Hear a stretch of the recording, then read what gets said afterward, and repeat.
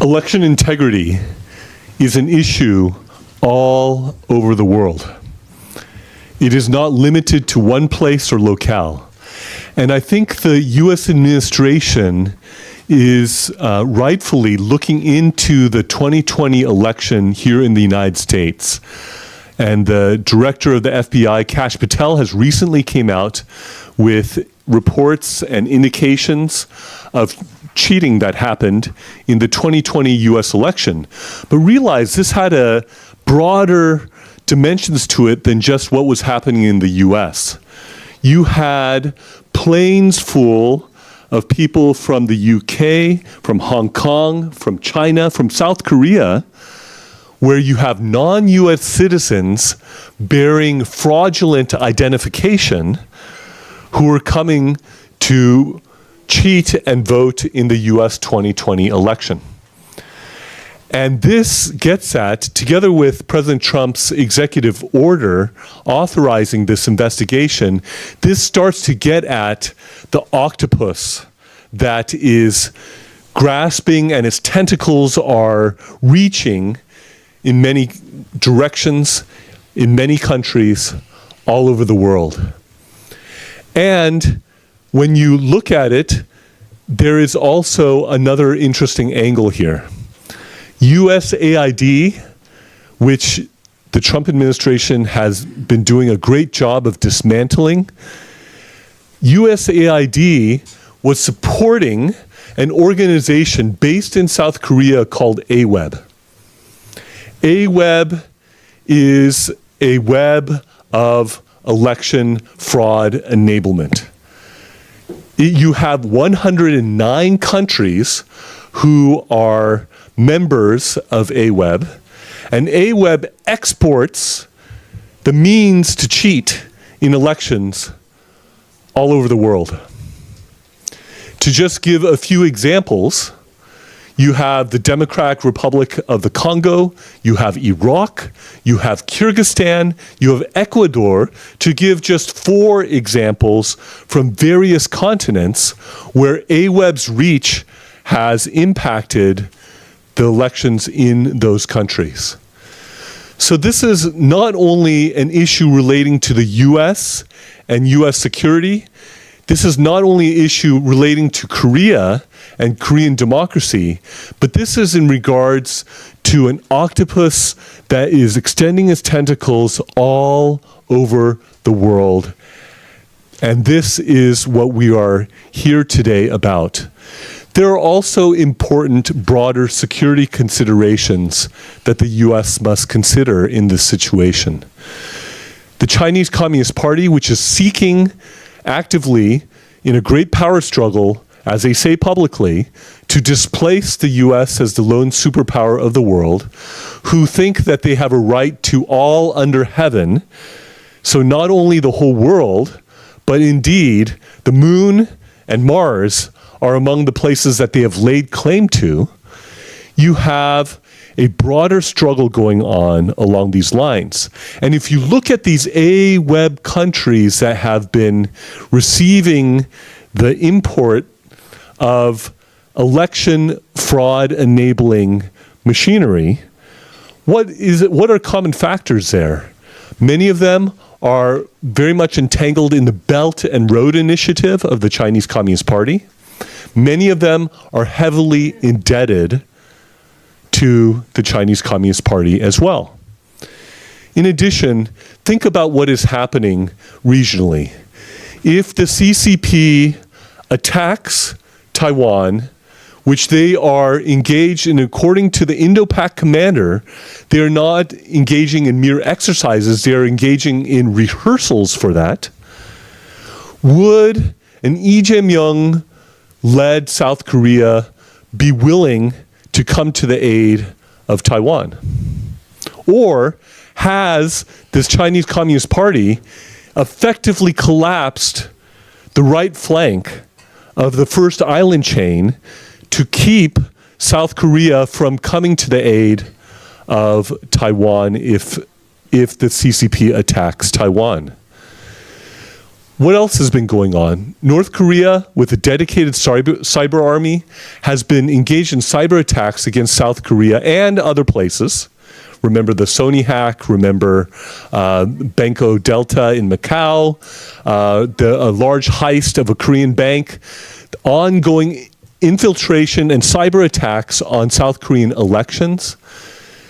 That has been what North Korea has been doing because their long-standing objectives, and this is very appropriate to remember this right after the 75th anniversary of the Korean War, is that they want to make the South Korean people more favorable to North Korea. They want to get the U.S. less committed or uninvolved with South Korea. And their long-standing objective, which they expressed in the Korean War, which has not ended, is to take over the peninsula by force. There are many CCP and North Korean operatives who are working in South Korea. And so this is some of the bigger picture of what is going on and what is at stake.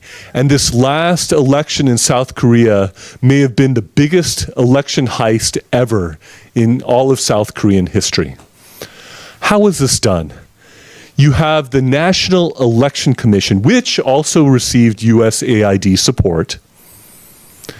The National Election Commission was the center of operations inside of Korea with respect to this election fraud. The early voting was a major vehicle by which this happened. Unlike the main election day, you did not even have to vote in your own district.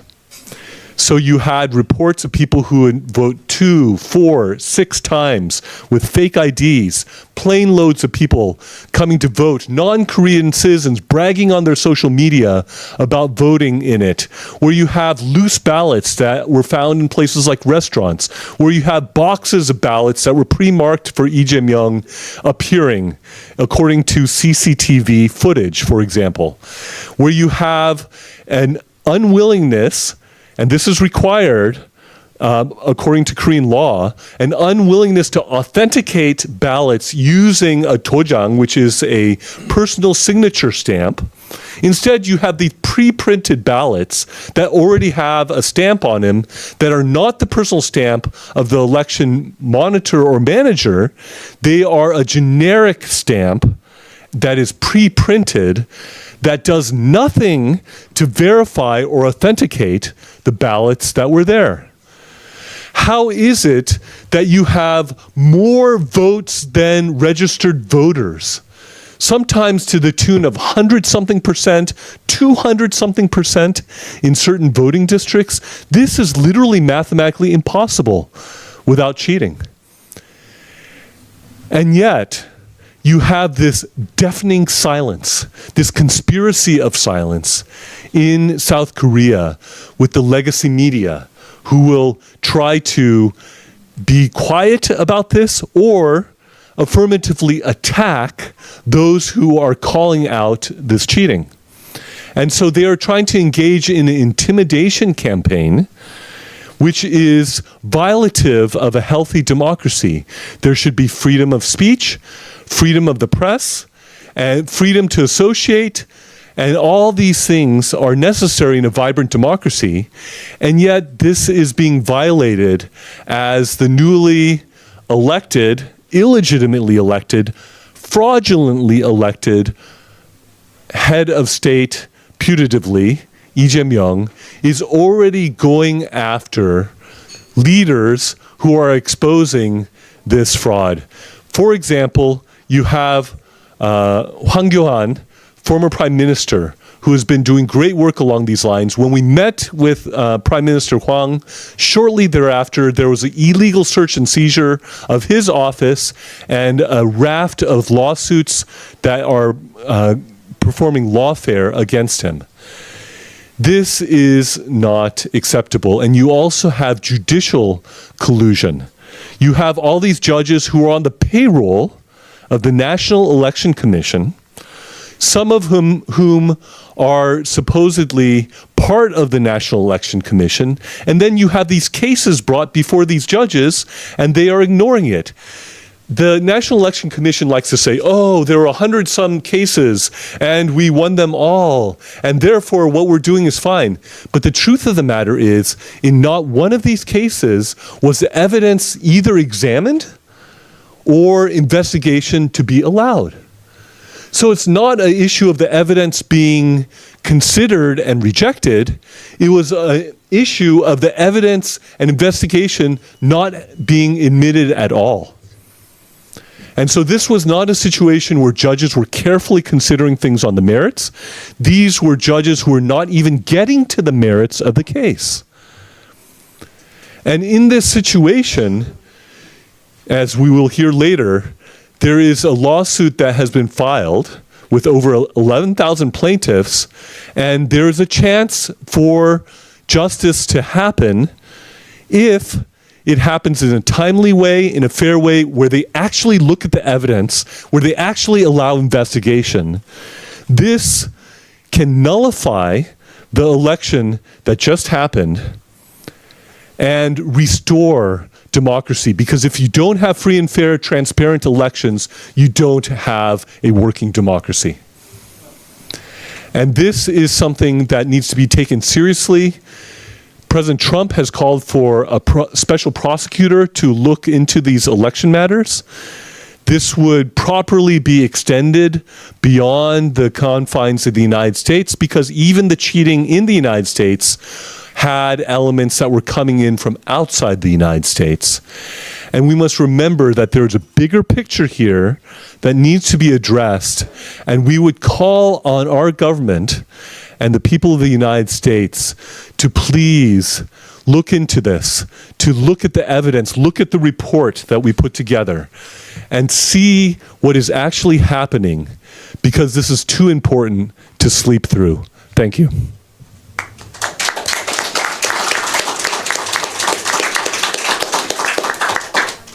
I want to, at this time, mention that there are going to be 2 video clips that will be shown.